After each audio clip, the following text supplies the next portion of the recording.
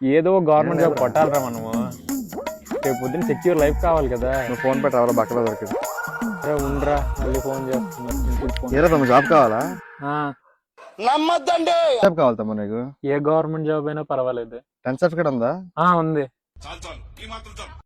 రా తమ్ముడు నీకు మంచి జాబ్ ఇప్పిస్తాను. నీకు ఆర్మీ కావాలా, ఎయిర్ ఫోర్స్ కావాలా, నావీ కావాలా? ఏదైనా మనకి చిటికలో పని. ₹1,00,000 వచ్చే ఉద్యోగం ఏదైనా పర్లేదు. మీకున్న బ్రెయిన్ కి మీ తెలివితేటలకే మీరు సుప్రీం కోర్టుకే జడ్జి అవ్వాల్సిందన్నా. లక్షల పిల్ల కదా, నేను వేపిస్తా కదా. ఇప్పుడు నేనేం చేయాలనియా? వేరే వాళ్ళకైతే మన దగ్గర ఒక 10 లక్షలకి వేపిస్తాను రా.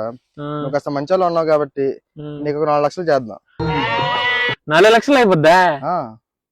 మంచోడా బొక్క బాగా దొరకాడు బక్కరా. నువ్వు ముందు ఒక ₹1,00,000 నాకు ఇచ్చావంటే రేపే నీకు యూనిఫామ్ వేపిస్తాను. నువ్వు జాబ్కి వెళ్ళక 3 లక్షలు ఇద్దావు. ఓకే.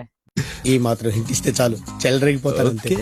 అనే తుండన్యా, అమ్మకు ఫోన్ చేసి డబ్బులు వేయించేస్తాను.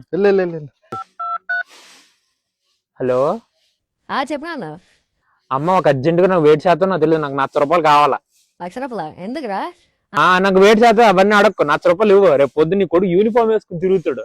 ఎందుకురా? ఏ యూనిఫామ్ రా? నువ్వు వెయ్యో చెప్తాను ఫస్ట్. ఏదో ఒకటి సాగు.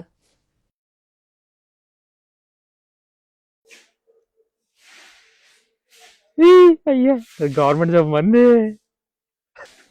అని డబ్బులు వచ్చేసాయి. అవునా? నీకు జాబ్ వచ్చినట్టేరా కొట్టే నాకు. సరే అండి, చేశాను. వస్తారేదమ్మా. Flash man.